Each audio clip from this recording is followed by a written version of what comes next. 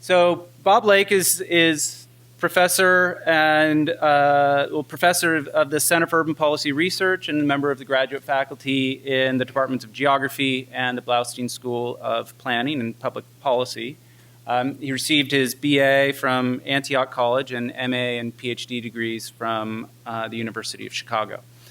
And in addition to his faculty roles at various times, he served as director of the Center for Urban Policy Research at Rutgers, as well as the Rutgers Community Outreach Partnership Center, working on research related to planning and public policy issues in the fields of housing, community development, environmental policy, and social justice.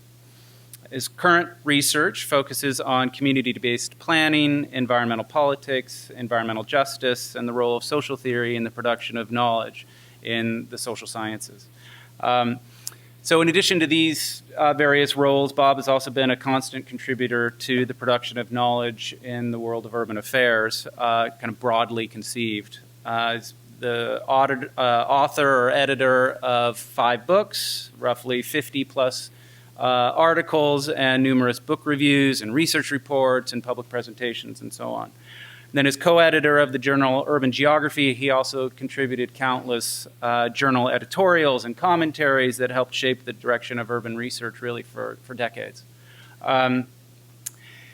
And Bob has been a committed advisor to dozens of PhD students, and that's really where I come in. It's really exciting for me to be able to introduce Bob because Bob was my advisor in graduate school. And when I think about it, I can remember the countless hours that I spent in Bob's office or often on his couch in his apartment in Brooklyn because he couldn't quite get away from me, where I would sit and kind of offer up a variety of aimless ramblings, and Bob would take them and he would bundle them together and he'd put a little ribbon on them and he'd send me on my way, and I'd go home and I'd untie the ribbon and everything would get kind of scattered around, and then I would bring them back to Bob and Bob would bundle them up for me again and tie them off and send me on my way, and that took about 7 years. Right, but Bob has this real gift for getting to the heart of questions under investigation, and then asking really challenging, really critical questions about how to move forward. And so, right, he has this long list of accomplishments and a number of graduate students that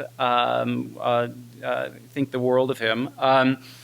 But for me, often the most meaningful is whenever I go to a conference, a geography conference in particular, or if I'm speaking to other groups of geographers, and I mention that I studied with Bob Lake, I always get almost the exact same reaction, which is they kind of look at me and they get this big smile and they just say, "Oh, I love Bob Lake," right? And that's that kind of appreciation is hard to achieve in the world of academia. This kind of universal sense of respect and admiration. So I feel like we're all very fortunate to have him with us here tonight. So please join me in welcoming Bob as he speaks about justice as subject and object of planning.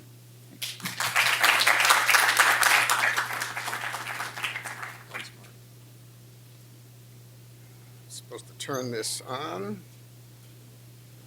Okay. Well, thanks, Mark, for that wonderful introduction. And thanks to all of you for being here this afternoon. I'm sure that with the sun shining and the beautiful weather outside, there are many, many other places that you would rather be or that you could be rather than being here. So I certainly appreciate your willingness to spend the next few minutes listening to me rambling about some of these ideas that I've had over the last few years and months about how to think about this question of justice as the subject and object of planning. This may seem like a very familiar, maybe even overused topic. Justice has occupied planners and social geographers and social scientists for a long, long time. Planners have talked about advocacy planning and equity planning and planning ethics and social justice. And these have been central concerns of planners and planning for decades, maybe even longer. Everybody is for justice. Raise your hand if you don't like justice. Right? Okay, well, all right. Our work here is done, right? It would seem that there's nothing left to be said on the topic of justice. But as is so often the case, I think, with planning theory and practice and many other arenas of life, it may be easy to say that we're for justice and much harder to do in practice. It's the kind of thing that once you start thinking about it, the idea of justice, much less the practice of justice, gets very complicated very quickly. What do we mean by this word that we throw around so easily? What does it look like? Is justice perhaps like pornography, the kind of thing that we can't really define, but we'll know it when we see it? That's not really getting us very far if that's the case. If we can't define it, then how do we know what we're aiming for or what we're striving for? Is there some universal, invariant, one-size-fits-all definition of justice, or is justice context-specific? And even if we were to agree on the definition and the meaning of what we think we mean by justice, then how do we achieve it in practice? So let me try to make this a little bit more concrete with an example. This is the Radio Lofts building in Camden, New Jersey. It's part of a complex of more than 30 buildings that made up RCA, the Radio Corporation of America, that started assembling Victor Victrolas in Camden in 1899 and then went on to assembling and building RCA radios and televisions. Camden was a major industrial city. It was the headquarters of RCA, but also the international headquarters of Campbell's Soup and the United States Ship Corporation, the largest private shipbuilder in the country until World War II, hundreds of other manufacturing industries. And then the city lost half of its population and virtually all of its jobs in a massive wave of deindustrialization and disinvestment after the Second World War. And Camden has been trying to rebuild its economy ever since, and Radio Lofts is an indication of the scale of that challenge. I took this picture in August of 2007, and it looks exactly the same if you were to go down to Cooper Street in Camden today. So how do we think about justice in this situation? I think that the answer to that question might depend on what we think this is an image of. Is this a picture of capital disinvestment, of 11,000 laid-off workers and urban abandonment? Or is this the story of future luxury lofts and the creative reuse of an abandoned factory? From the viewpoint of those laid-off workers, those future condominiums, I think it would be hard to say constitute any idea of justice. Those jobs were never replaced after they moved first to Indiana and then Mexico and then Southeast Asia. And so for those 11,000 laid-off workers, the condominiums that may or may not be coming soon don't produce an outcome that we might, by some definition, consider justice. But for the city of Camden, perhaps this is an opportunity to bring back some tax ratables from an otherwise abandoned and useless factory, and a way to bring a middle-class population back to the city of Camden. So is justice about subsidies for the rich owners of condominiums and unemployment for the poor? Is the transition from manufacturing jobs to luxury condominiums what we have in mind when we say we want to achieve justice and make the world a better place. What is the process by which we decide answers to these and many other questions presented in this particular case by this situation in Camden? The question for me is, what is justice in this situation? Well, luckily, planners received a huge boost in thinking about justice with the publication in 2010 of Susan Feinstein's wonderful book, The Just City. Planners have been talking about justice for a long time, but I think it's fair to say that Feinstein's book moved justice to the center of planning theory and practice. Feinstein's message is both, I think, highly compelling and deceptively straightforward. Justice, she argues, should be the object of planning, the goal of planning, the end to be achieved. Her book makes a strong and convincing argument on behalf of justice as the governing norm for evaluating urban policy. Making justice the first principle, she says, by which to evaluate urban planning and policy is essential. The principal test, she says, is whether the outcome of the planning process is equitable. Her focus is on the outcome, on what planning produces. Justice on this understanding is the object of planning, the outcome, the normative end for which planning is the means, the object that planning practice should be designed and organized and implemented to achieve. So my intent in this talk is to explore the implications for planning theory and practice of making justice the subject rather than the object of planning. Viewing justice as the subject of planning makes an explicit consideration of justice a central element within the planning process, rather than assessing the outcome of practice against an exogenous a priori standard or definition, a standard that we import from somewhere else and then apply to evaluate what planning has produced.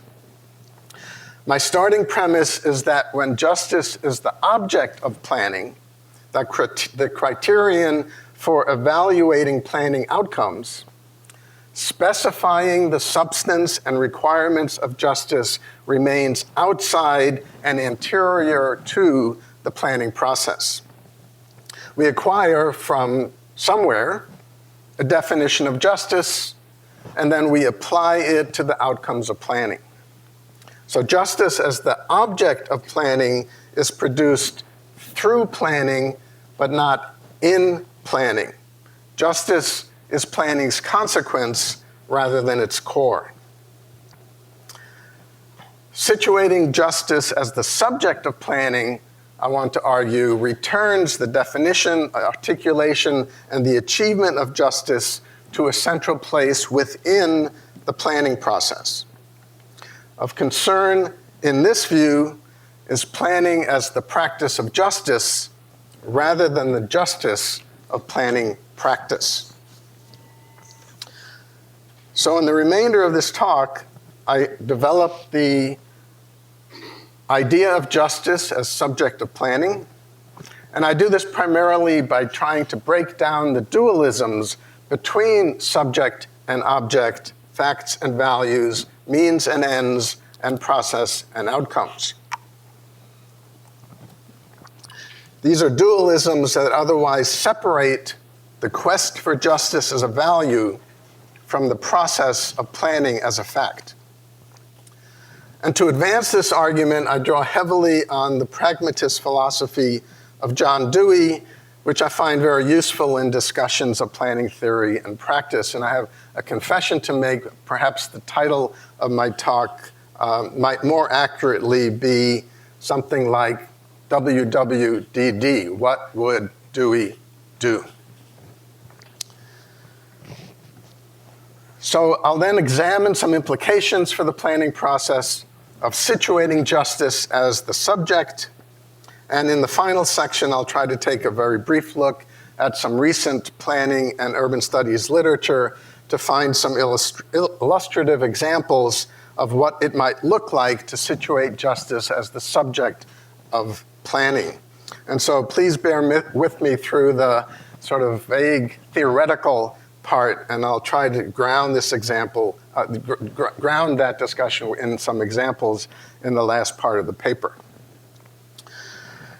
So situating justice as the subject of planning orients and organizes the planning process such that it shifts the question from, is this a just outcome, to something like, how can we achieve or produce justice in this situation?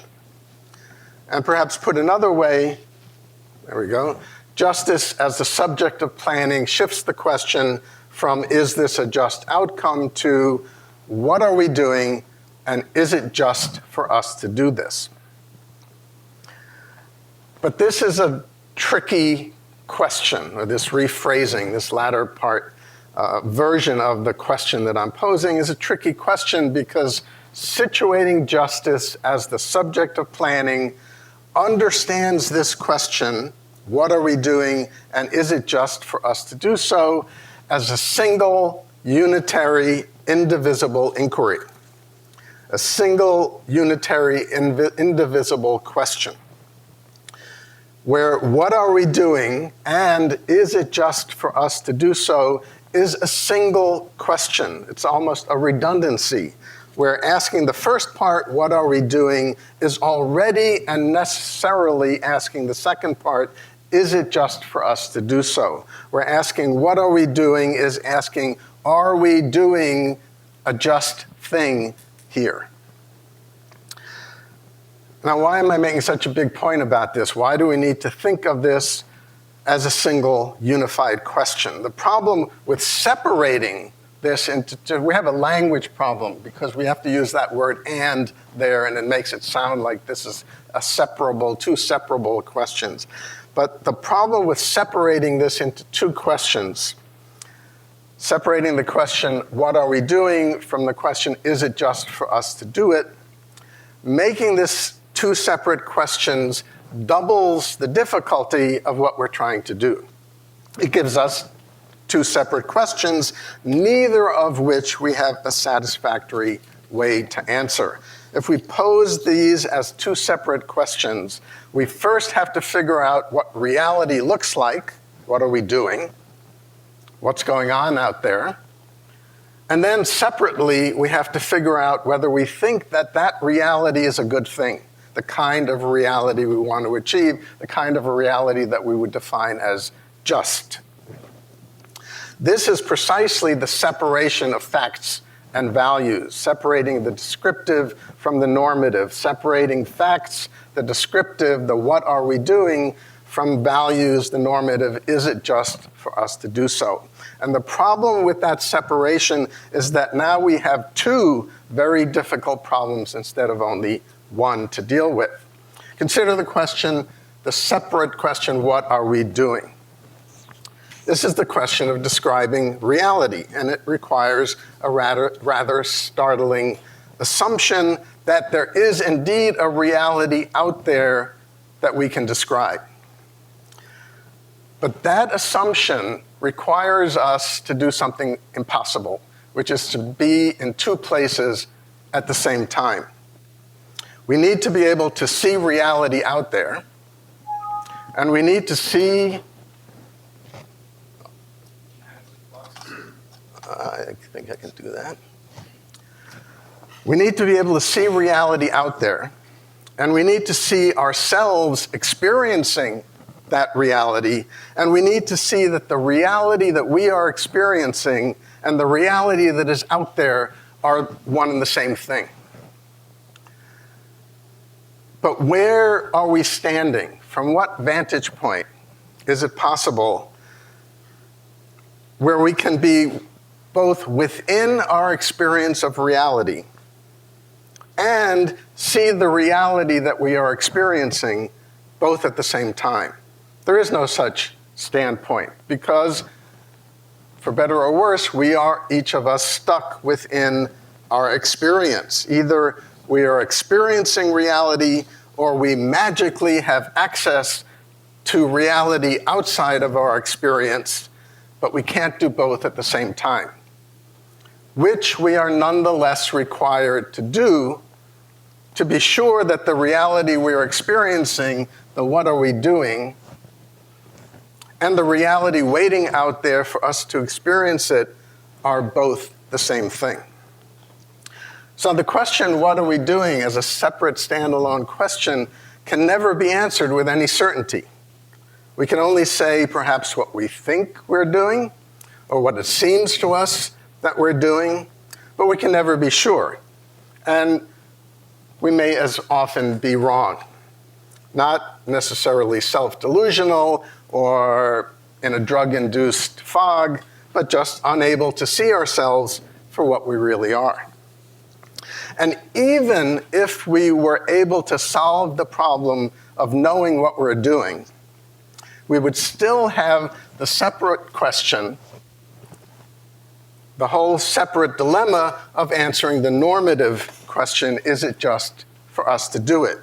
To answer that question, we need some sort of standard of justice, a definition, an idea of justice. And we need a way to apply that yardstick, a measurement system, a metric, and we need a method to assess our outcomes against our selected standard of justice. And this presents all sorts of new and additional challenges. What is our definition of justice? Selected by whom? On the basis of what criteria?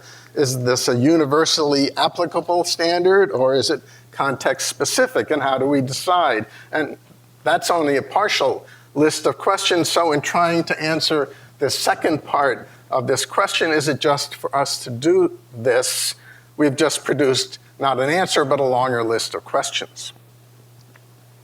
So Dewey wanted to combine those two parts into a single question. He escaped the fact-value dualism, the descriptive normative dualism, by changing the question. It's a really great strategy when you're stuck with imponderable questions. Ask a different question, figure out a better or easier or different question to ask. So rather than choosing between objective and subjective representations of reality, right, my experience, my subjective experience versus the objective reality that I know is out there, except I don't know how I know it, Dewey sidestepped the question of representation entirely.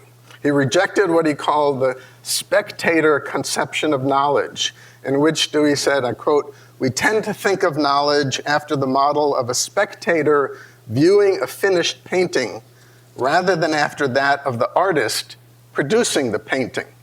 I think that artistic metaphor is appropriate because in producing the painting, the artist simultaneously creates the material artifact, the oil on canvas, and simultaneously an aesthetic emotional experience.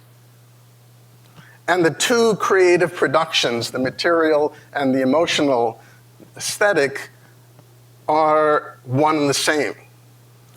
The material, oil on canvas, produces the aesthetic experience, and the aesthetic experience governs the production, the placing of the oil on the canvas, and they are inseparable. They're codependent and mutually constitutive. So applying this Deweyan perspective to planning, I know it's a stretch from the artist producing the painting to the mundane practices of planners, but that's where I'm going.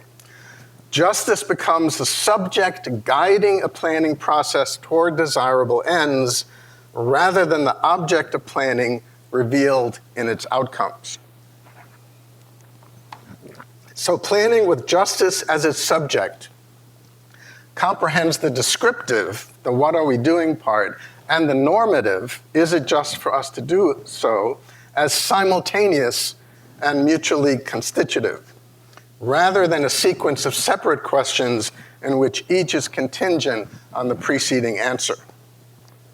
Planning with justice as its subject is a process that specifies the conditions of justice to employ in addressing a problem, designs and implements a planning practice that materializes that standard in its goals, means, and outcomes, and understands these conjoined elements as a single, unitary, co-constitutive, inseparable process.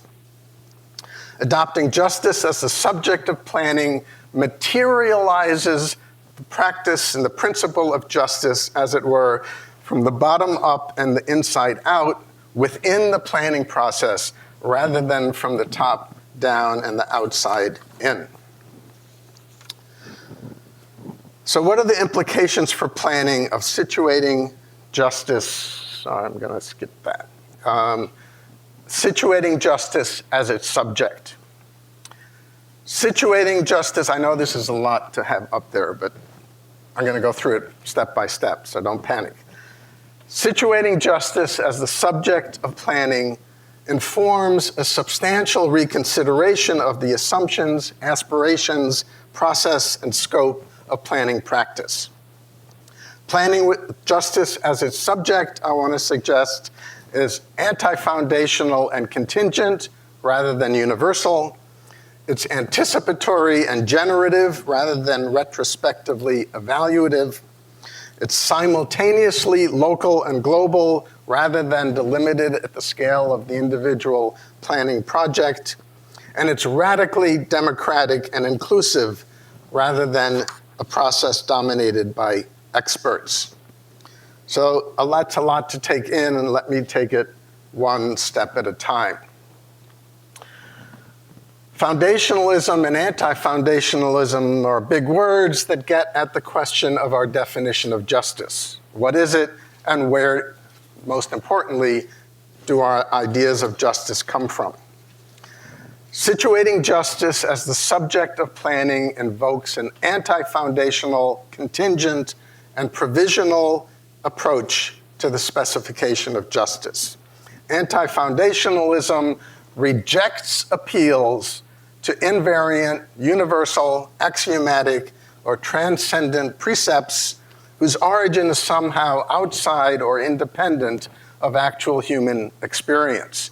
To be anti-foundationalist in the specification of justice situates justice in the context of the situation with which we are confronted, the problem we are trying to solve. Foundationalists, in contrast, find principles of justice in universal belief, religious faith, human nature, Kantian metaphysics, an idealized state, some version of Rawls's veil of ignorance, for example. And the neo-pragmatist Richard Rorty describes foundationalism as a reliance on, quote, unwobbling pivots that determine the answer to the question, which moral or political alternative is objectively valid. When the signers of the Declaration of Independence wrote that we hold these truths to be self-evident, and they claimed that men are endowed by their creator with certain inalienable rights, they were engaging in foundationalist thinking. They based conclusions on the foundations that themselves had no justification. They were self-evident. They didn't need further justification. They were endowed by their creator. They came from God, who needs more justification than God. A signal contribution of Deweyan pragmatism has been to reveal the illusory nature of such foundational belief. The certainty of universal principles appears to require no justification, not because they are irrefutably true in themselves, but because they have become so widely and fully accepted that they appear to stand as irrefutable truths held to be self-evident. We enshrine as universal principles, in other words, those values that we collectively agree. through a prolonged historical process of debate and discussion to adopt, naturalizing and thereby justifying our actions by invoking what Dewey termed, quote, principles dictated from high authority. But there is no high authority, unless we just claim that there is. But there is no higher authority outside the deliberation and discussion and the practice. Because the practice, the deliberation and debate, has no outside. Such self-evident values, for instance, as liberty or equality, for example, values that we often adopt as our standard or content of justice, those values could not appear and thus could not attain the status of universal values until the historical invention of liberal individualism and its articulation and explication by scholars of the Enlightenment in France and England in the 18th century. Those kinds of concepts of liberty and equality and justice would have been incomprehensible, meaningless in, say, a feudal society or in a culture based on redistribution or reciprocity. What we claim as universal principles are simply those that we establish as universal at a particular historical and cultural moment, whether the principles in question are equity, diversity, democracy, liberty, equality, market liberalism, or anything else that we happen to choose. And sometimes our claims to universal principles get it very, very wrong. At certain periods of human history and in various human communities, principles of race, slavery, patriarchy, geocentrism, private property, heteronormativity, papal infallibility attain the status of God-given universal truths, prompting Rorty to note that often, quote, this century's superstition was the last century's triumph of reason.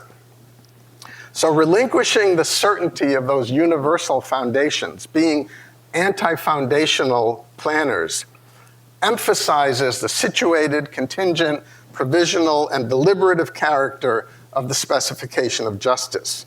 From an anti-foundationalist perspective, seeing justice as the subject of planning focuses on the practice of justice, and planning involves deliberation over the requirements of justice in a given situation.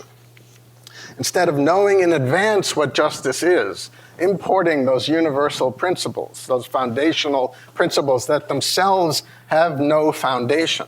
Instead of knowing in advance what justice is and applying that precept to the case, anti-foundationalist planners make justice the question that the case poses for inquiry and debate.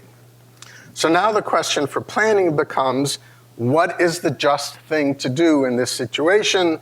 What do we mean by justice here and now? What does justice look like under these circumstances? And answers to those questions cannot be found in the abstract, but are specific to the situation, for which universal principles are of little help at best, and at worst, risk imposing culturally and historically specific norms on very disparate situations. Nor can answers legislated from above, but as I'll discuss in a minute, rely on inclusive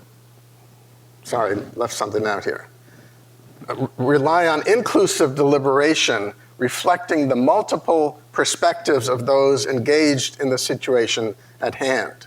And such assessment, moreover, is always provisional and subject to constant review, further experimentation, and continuous reevaluation, for the question of justice is never settled once and for all. We turn to the question of the temporality of planning. An anti-foundational approach to justice establishes a planning practice that is anticipatory rather than retrospective in its temporal orientation. Justice as the subject of planning is about generating solutions rather than evaluating outcomes. An anticipatory focus looks to the future by delineating a practice of justice that produces the world as we want it to become. Anticipation employs the tools of imagination, experimentation, and reflective experience to distinguish decisions and actions that will, as Dewey says, quote, open the road and point the way to new and better experiences. With an experimental attitude toward the practice of justice, quoting Dewey again, quote, the future rather than the past dominates the imagination. A retrospective view, in contrast, looks back from an already accomplished present and examines already achieved outcomes as the object of evaluation. Planning outcomes, by definition, have already been achieved, and the view of justice as object assesses them retrospectively. After the fact of their production, its focus is on judging what we have accomplished rather than inquiring about what we might yet accomplish in the future. In a book called How We Think, published in 1910, Dewey distinguished between what he called an empirical and an experimental attitude. He characterized an empirical attitude as retrospective and an experimental attitude as anticipatory. An empirical approach produces representations of the world we've already produced. An experimental attitude proposes a world that the practice of justice might produce in the future. The experimental attitude opens up political possibilities. Experimentation prompts innovation, which by definition challenges and thus moves beyond existing conventions, institutions, and power relations. So planning with justice as its subject generates solutions informed by a normative ethic of justice that itself is worked out within the planning process. Justice as subject sets the agenda according to which problems are defined and a course of action is selected. Outcomes are never definitive conclusions, but reflecting their provisional and experimental character, establish new conditions for ongoing action guided by a reflexively evolving conception of justice tested through continuous experimentation. A generative approach to planning is about taking responsibility for justice rather than assigning blame for its absence. Political responsibility is an affirmative duty to act in a way that prevents harm or fosters betterment, as distinct from evaluating harm already produced. Placing justice at the center of planning practice complicates the scale and scope of planning. On the one hand, I've argued that justice is contingent and context-specific. But now I'm also going to argue that justice as subject of planning expands the scope of planning beyond the narrow confines and short-term limits of traditional planning problems and project-specific solutions. What I'm going to argue is that the practice of justice is simultaneously local and global and cannot simply be delimited at the scale of a single planning project or outcome. While the practice of justice is attentive to local circumstances, because obligations of justice are not universally prescribed, the local is also and simultaneously global. Global dynamics contextualize local circumstances even as the global is constructed through concrete material actions necessarily performed in specific times and places. So what this means, I think, is that this multi-scalar perspective expands the focus of planning practice from the particularities of a delimited planning problem to include the broad cultural and political project of constructing the discursive and material space within which specific planning problems are defined and addressed. Planning on this understanding doesn't just work within the cultural, political, and institutional space created for it by more powerful forces. Planning with justice as its subject accepts the construction of its normative framework and the terms of its existence as a central part of its domain of responsibility. This expanded task will not be accomplished within the short-term planning horizon demanded by public clamor, acute problem solving, or the political election cycle. It involves a long-term, inclusive, multi-generational, deliberative process aimed at constructing a political culture in which the meaning and substance of justice attain the status of collectively accepted agreement on values to employ as guides for planning practice. Situating justice as the subject of planning involves an extended process of deliberation and experimentation that over the long durée establishes an evolving understanding of justice within the practice of planning. This work is simultaneously local and global. A project of cultural hegemony never proceeds in the abstract, but is enacted within and through specific cases. But that local practice is guided by a global context and reproduces that context in its performance and enactment. So planning in this expansive view involves the radical democratization of planning practice. Democracy is not limited in this understanding to counting votes or aggregating preferences. Democracy invokes an expansive view of social cooperation, acting collectively rather than expressing individual preferences, accepting responsibility rather than deferring to higher authority, conferring with others in a conversation rather than engaging in confrontation, practicing reflexive experimentation rather than seeking definitive solutions, and engaging the broadest and most inclusive variety of perspectives rather than privileging expert viewpoints. Democratic planning moves far beyond the application of expert knowledge. Dewey, for one, didn't object to expert knowledge. He frequently pointed to the rapid technical progress achieved by science through the use of the experimental method, but he considered technical expertise to be too narrowly specialized and thus incapable of discerning for what purposes technical knowledge should be applied.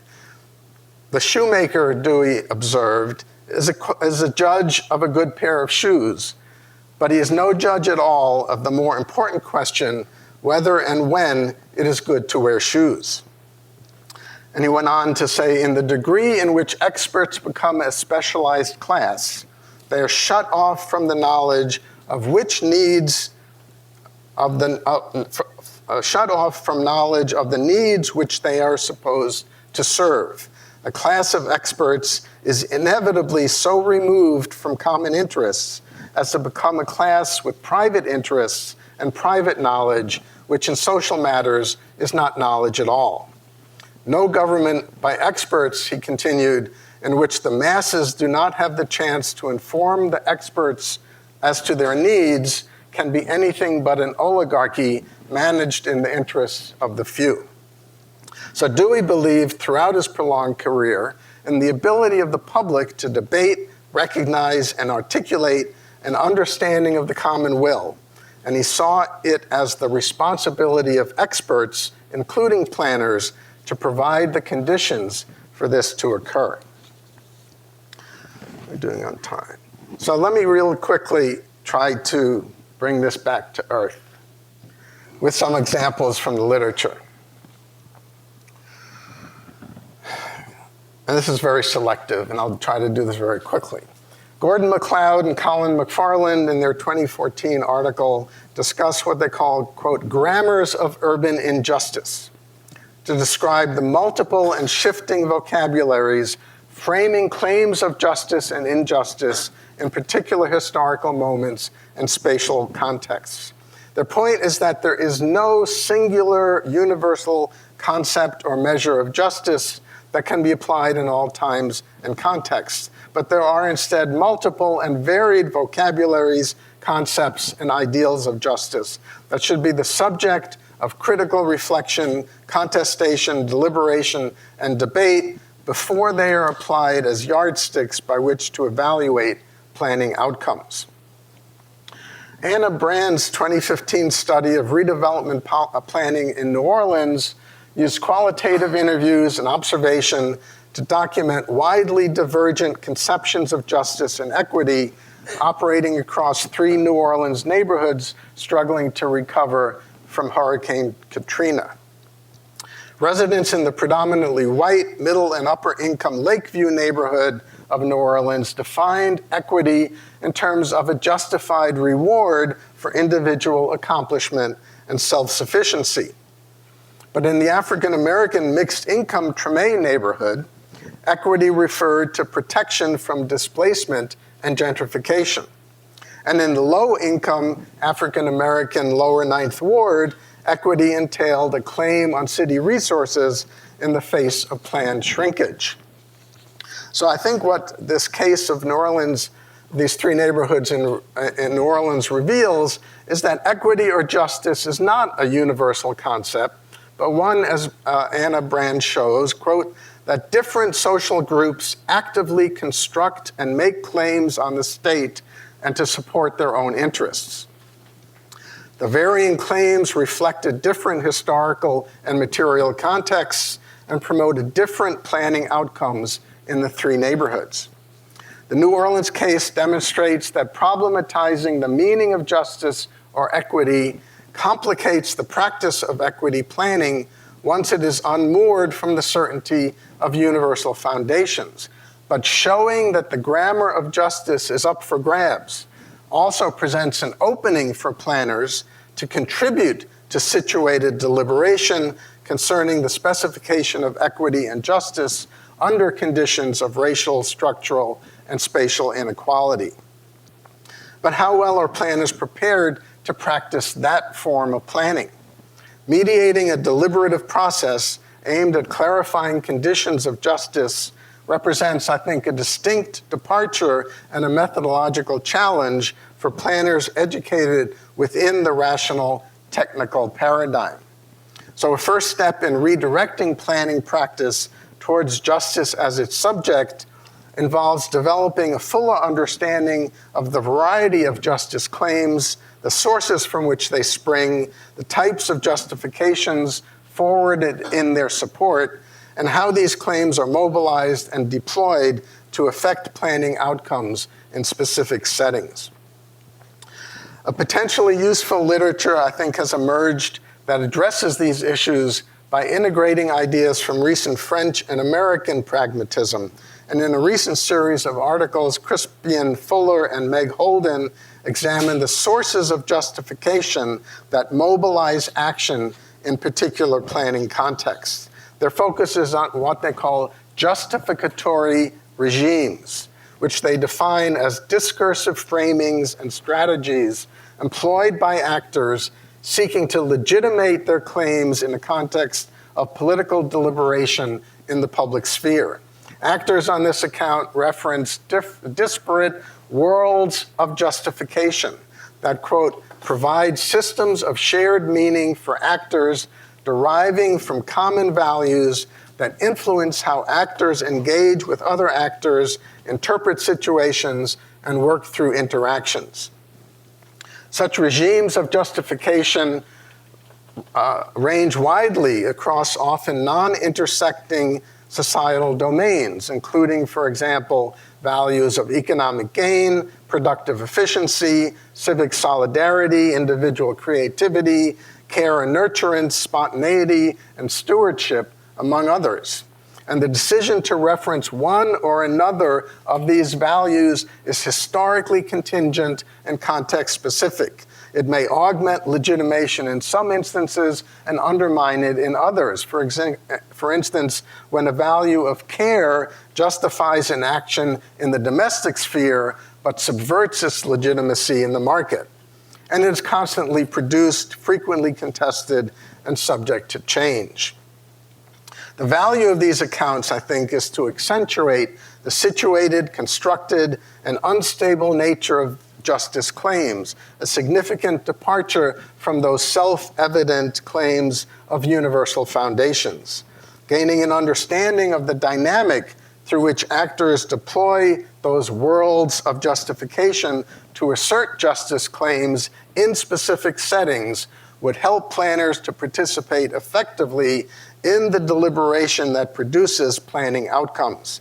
And planners are not merely passive bystanders within these deliberations, but can work proactively to propose and mediate justice claims that formulate institutional practices that in turn reproduce values of justice.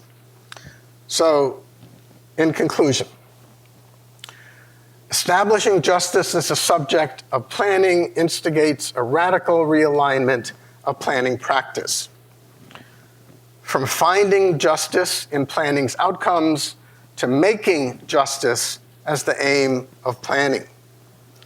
From justice as an end to be achieved to justice as a means for achieving desired ends. From passing moral judgment to participating in moral inquiry. From a stance of distanced objectivity to an attitude of solidarity and empathy, and from expert assessment to inclusive democratic engagement. The discursive, contingent, and contested basis of justice cannot be avoided. Like all abstract concepts, justice attains its meaning through talk rather than being presented as fact. But talk can be legislative or conversational, and planners have the choice of legislating the meaning of justice or participating in a conversation aimed at formulating justice as a value guiding action in planning. Under conditions of agonistic democracy, achieving agreement on the requirements of justice challenges planners to participate in the conversation rather than specifying conclusions in advance. Making justice a subject of planning means making justice a subject for planning. This requires, in turn, a planning practice in which inclusive deliberation on the requirements of justice is the central element, and this delineates, in turn, the possibilities for planning solutions. Such deliberation is long-term and far-reaching, a project of discursive construction in contrast to deliberation around narrowly specified planning problems situated within the rigid constraints of the prevailing ideology. The timeline for planning with justice as its subject may be generations, rather than the time span of a zoning appeal or approval of a comprehensive plan. For planners to participate effectively in such a project may depend on a significant reconsideration of planning pedagogy, from training technical experts to preparing democratically competent participants in an inclusive collective project envisioning a desired future. To planners reluctant to participate in such a project, I think it's safe to say that the process will almost certainly continue without them. Justice is a responsibility for planners, but how planners engage in that process will determine their success in discharging that responsibility. Thanks.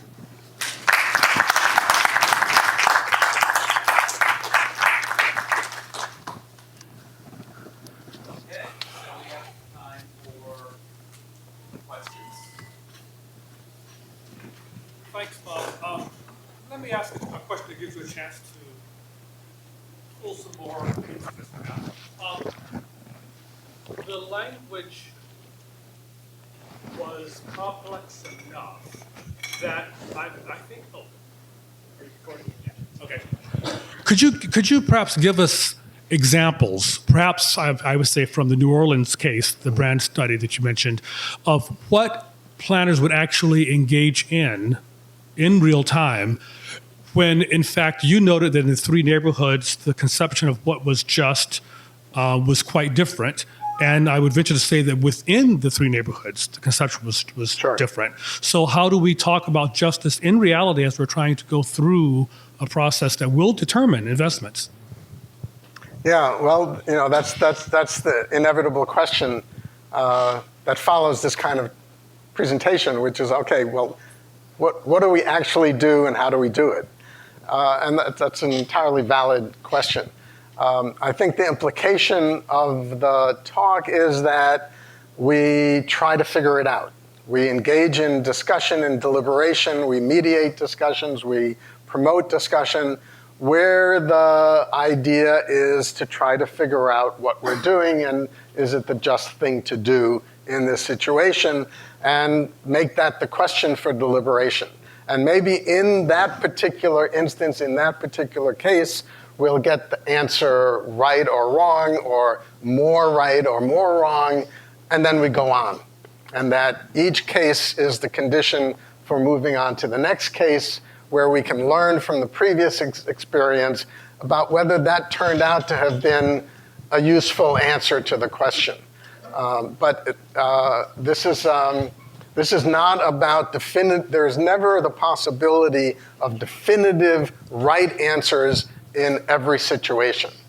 We use each situation to learn from and apply to move on to the next one, where this is a multi-generational, long-term process of trying to iron out these kinds of understandings. So I don't know if that makes it any more specific, but I'm trying to explicitly steer away from the expectation, almost the arrogance of thinking that we have the right answer in every situation, in every case.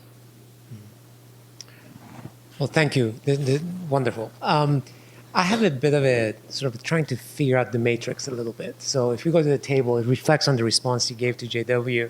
It seems to me what you're proposing still requires a reflective aspect of planning. It can't escape that, because you just said we go through the process, we learn from the process, and we move on. So the retrospective evaluative process seems to be a needed component of the anticipatory generative process. Otherwise, it would be stream of consciousness. We wouldn't really ever know anything from what we do. Yes, absolutely. And because this is precisely an unending, continuous process, I'm trying to get away from the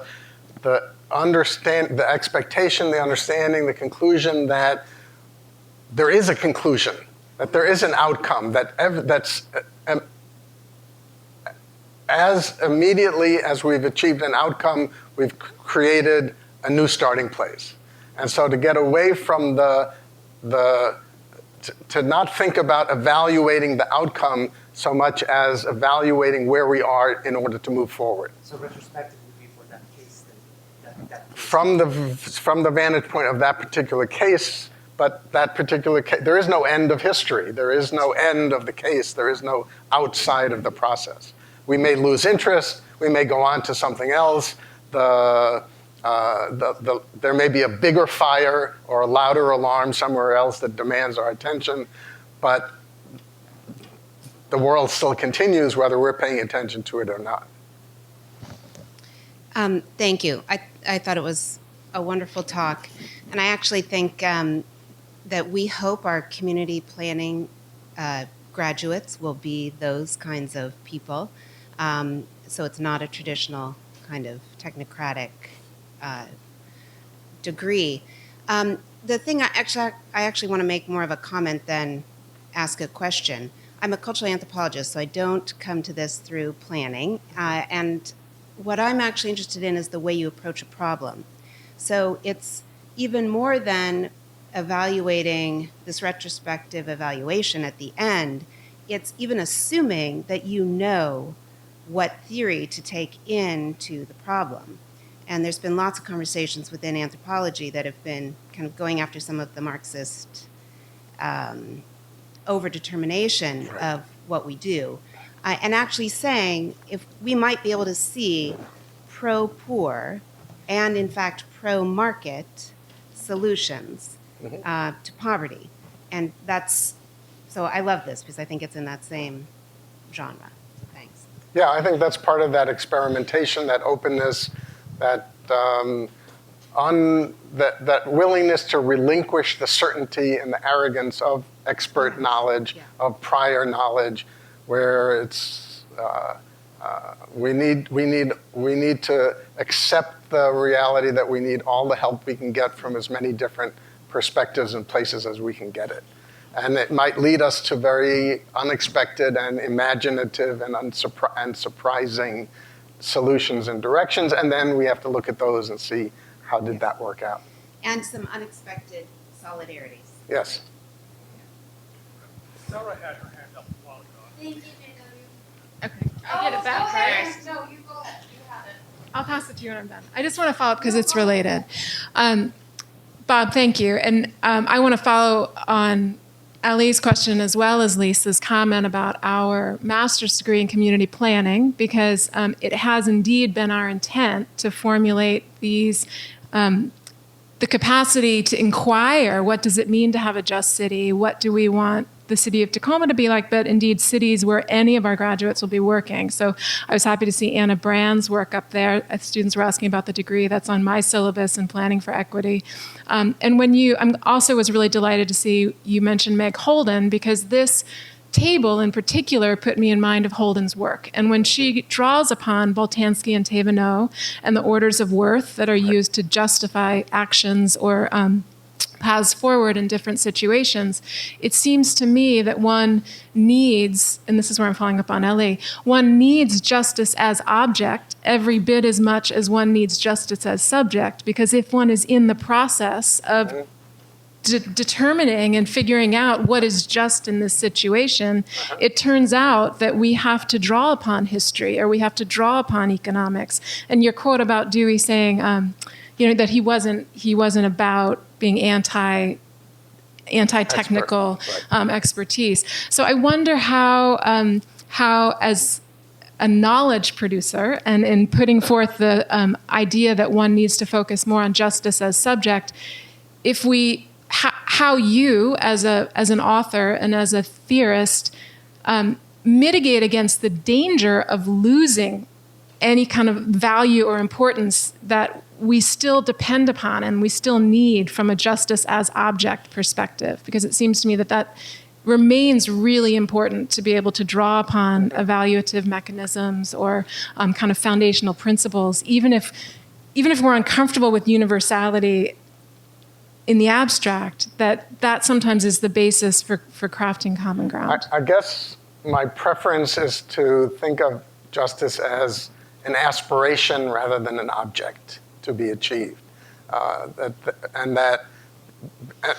reason for that is that as soon as we start thinking of it as an object, we fool ourselves into believing that there can be an object that is achieved once and for all.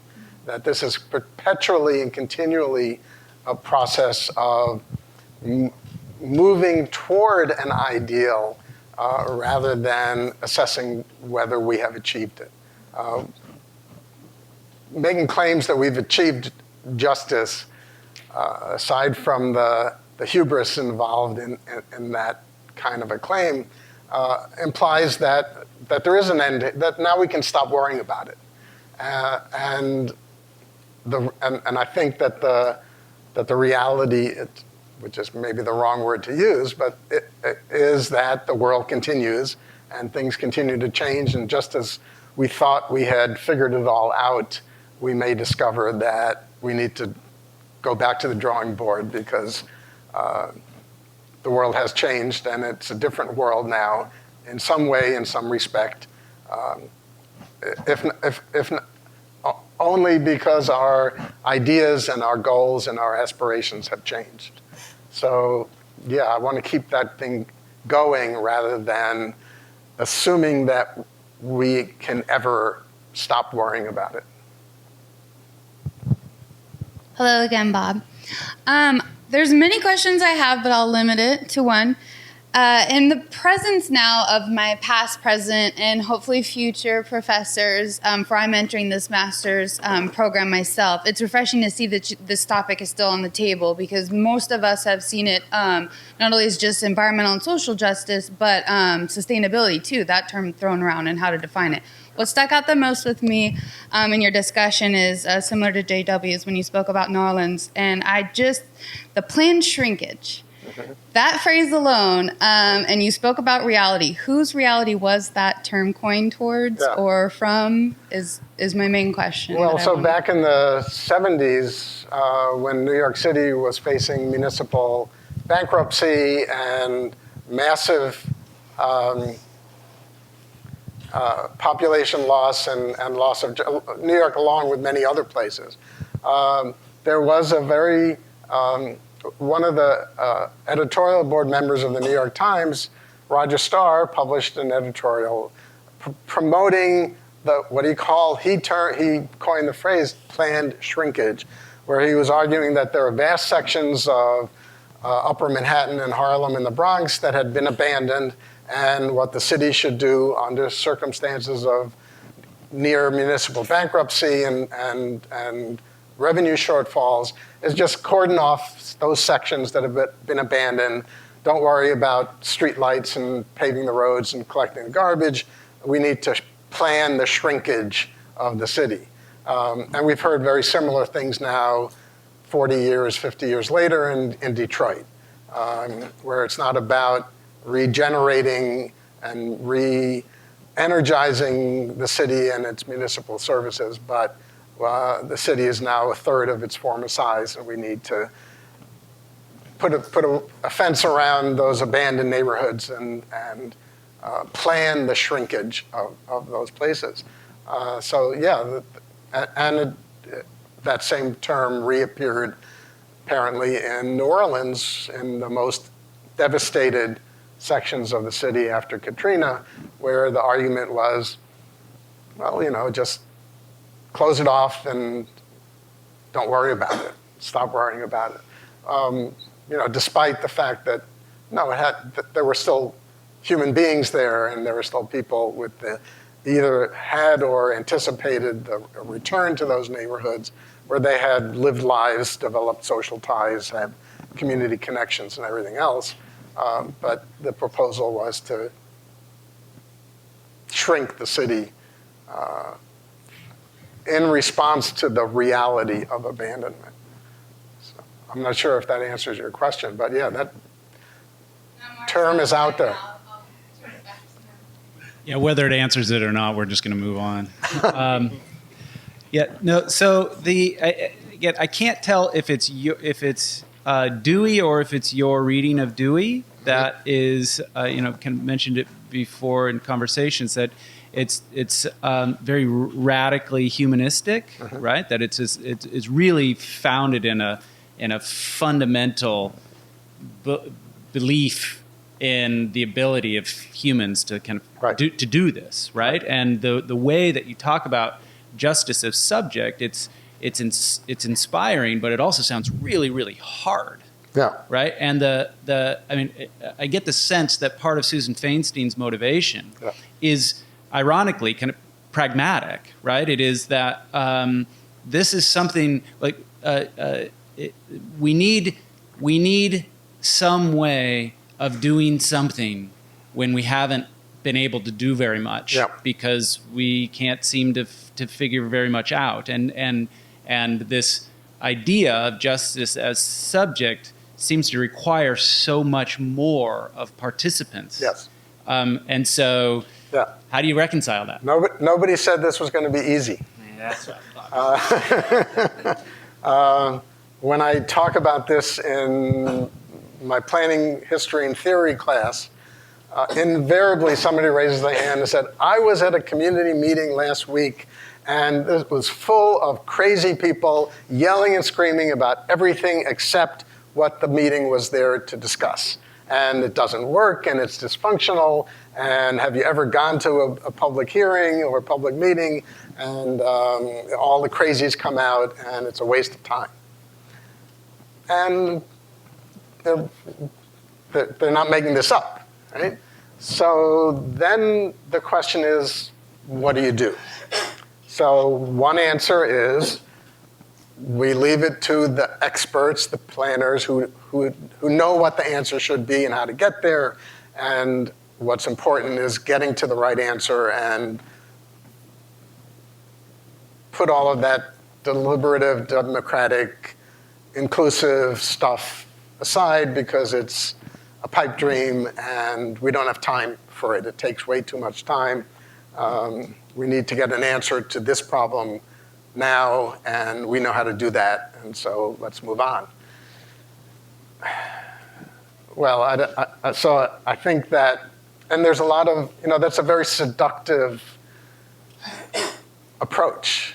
We are impatient. And there are real acute problems that we do need to figure out solutions to right now. But we've just as often gotten it really wrong when we've tried to do that. Urban renewal, displacement, sprawl, dependency, and the effects on climate change that's produced. We've done the short circuit to the solution, and well, look around. So maybe that idea that it takes too much time, it doesn't work, we're impatient. If you look at the problems that the expert-driven solutions have produced that we're now trying to cope with, the time frame looks very, very different. That short-term acute solution generated new problems and new issues and new questions that are going to take a whole lot longer to resolve if they're resolvable. Climate change, the most dramatic example. Then the slow generational, multi-generational process of education, of training, of discursive deliberation, of trial and error, of working in slow, small increments to develop the capability and the capacity of a public to deliberate more inclusively. Maybe if you start looking at the consequences of actions according to various kinds of strategies, the time frame looks very, very different. Dewey's argument is he was during his lifetime and since often accused of being naive, of being unrealistic about the capacity of the public. He wrote a book in 1927 called The Public and Its Problems, where he explicitly addresses the inability of the public to form itself as a deliberative, democratically competent body. And his answer was, if democracy isn't working very well, we don't jettison democracy, we do the hard, multi-generational grunt work of making the public, helping the public become more democratically, deliberatively competent. And if it doesn't work, we don't blame the public for its incompetence, we should blame ourselves for not having produced the conditions under which democratic competency can be effective. But I come back to my original answer to you, nobody said this was going to be easy. Yeah, I actually wanted to ask you about Dewey and how you referred to this as a culturally hegemonic process that would take a long time, and obviously this is invoking some of Dewey's ideas around education, but you just said all of that when you were answering Mark, so I don't have a question anymore. Actually, I do have something else that I could ask very, very briefly. One of the things that struck me is why Dewey? And what I mean there is that if I look at this, justice as object, justice as subject, I agree with it broadly. In fact, I really like John Dewey. But if I'm looking around the literature today for people making these sorts of arguments, I find it, for example, in Sandra Harding's work. I find it in some of the neo-Gramscians, all that you've sort of latently referenced. But why go all the way back to Dewey in particular? Yeah, so one of the interesting projects for me has been to trace some of the commonalities between what Dewey and his generation were writing and ideas that we're rediscovering or discovering for the first time, as if nobody had thought about them, in a sense, today, and looking at some of those parallels because I think they're really instructive. Why go back there? Well, why go back to Aristotle? Why go back to whatever?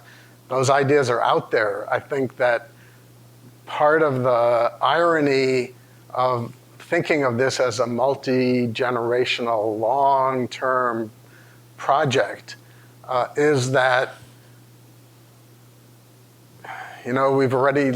we've just lost out on the last 100 years where we could have been developing those ideas that Dewey was writing about. And he started writing in the late 19th century. And his first major publication on democracy was in 1888, when he was 26 years old. I think so. There are fads and fashions in academic theory, and ideas sort of flourish for a while, and then for whatever reasons, they're abandoned or bypassed, and sometimes that's a good thing. And I think in this case, it's unfortunate because there's a wealth there that, for me, has been very personally significant in discovering those ideas in that literature. And it's been a fascinating project for me, but I think there's a wealth there that we can learn from and benefit from, and so, well, why not? Well, thank you, Bob, for raising these issues. My question is, where do questions of power and difference fit in? You talked a little about that in the New Orleans and the Camden example, but I think especially as see democratic inclusionary, I think in Nancy Fraser's term, and actually existing democracies, sure, there's always going to be exclusions based on relations of power and difference. And how would you fit those issues into? Yeah, Iris Young has some interesting things to say about exactly that question of how do we imagine and practice what she calls inclusive democracy under conditions of structural inequality of various kinds. And I think her answer is very instructive, which is that we can't wait for structural inequality to go away before we start thinking about realizing the potential of more inclusive democratic debate and discussion. Because it's never going to go, we can't wait that long because if we're just waiting for it to go away, it won't. There's a reason that those relations are there and replicate themselves and are replicated. So we just have to start. And that part of the deliberative process and the evaluative process and the assessment and reassessment is to think explicitly about how those structural relationships and inequalities of power are affecting the process and the outcomes, and make that explicitly part of the evaluative process so that it becomes more visible, and with visibility becomes amenable to challenge. We don't have the luxury of waiting for the revolution, for the elimination of those structural inequalities before we begin to start thinking about what to do then. We just need to, that's the world that we're in, and we have to just start working in that reality. Thanks, Bob, for a wonderful talk. There's a word that, a series of words that you keep coming back to that I'm really intrigued with, and these are generation, intergenerational, and kind of intergenerational consensus and across the generations. That and conversation and deliberation and then of course consensus, which then becomes the universal or the presumed universal. All of that involves questions of how conversation takes place across generations. So that leads me to struggle with the question of how intergenerational conversations have changed in urban planning. And given your perspective on urban planning, either the practice or pedagogy, what changes do you see in how intergenerational conversations have been taking place? Wow, that's a very optimistic question. So a couple of points. One is that when one way to think about this idea of, I think of it as multi-generational rather than intergenerational. But in essence, what we're talking about is a very long time. Look at the last 200 years of history or 300 years of history, where our ideological presuppositions, they came from somewhere, right? The hegemony of the market, the unwavering belief in private property, and you can go these precepts that then structure so much of everything else. These didn't pop up out of the ground. They weren't sprinkled down from some cloud. They were articulated and enunciated and then repeated and built into the educational system and the lessons that we hear in sermons in church and the conversations that we have over the back fence with our neighbors and the things you read in the media, where these tropes and ideas and principles are repeated and disseminated and reinforced constantly in all sorts of, this is the Foucauldian idea of the subtle, the capillary dissemination rather of ideology and power rather than its top-down legislation, right? There's very little that the legislature can dictate that lasts any more than a very brief lifetime of the dictator. So it's about this constant refrain and replication and reinforcement and our saluting and declaring our allegiance and over again in these ritualized, routinized kinds of ways that these ideas become accepted, not only accepted, but sort of internalized, right, and naturalized as the universal realities. But they're nonetheless produced and recreated and over a very, very long time frame, multi-generational time frame. Well, okay, maybe now we have an opportunity to engage in precisely that process with some different ideas at stake.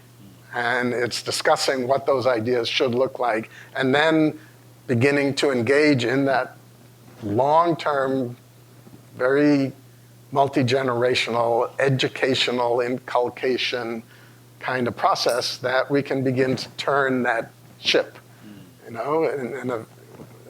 with all the metaphors that Dan tells about needing long time and big spaces to make those turns, to realize those turns. The second part of your question about, have I seen this in planning? I guess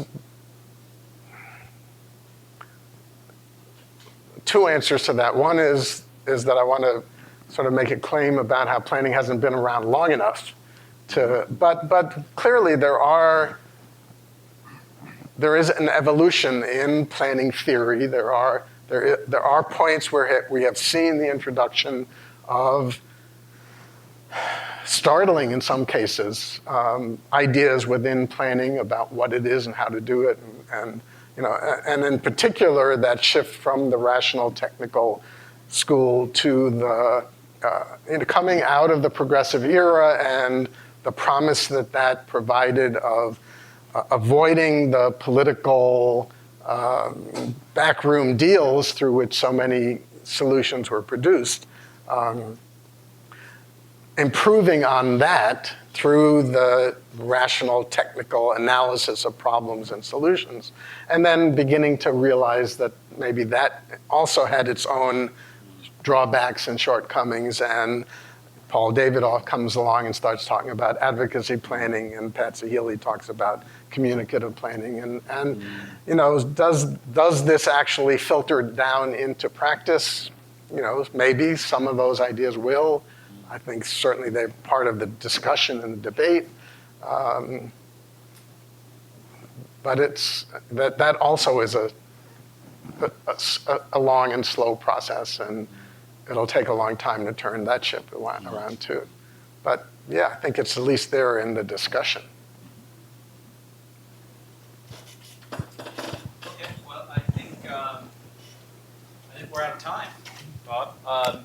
So thank you again for flying across the country and spending time with us and sharing these ideas. And so we can thank Bob for his time. You can. I don't know how I clap with this.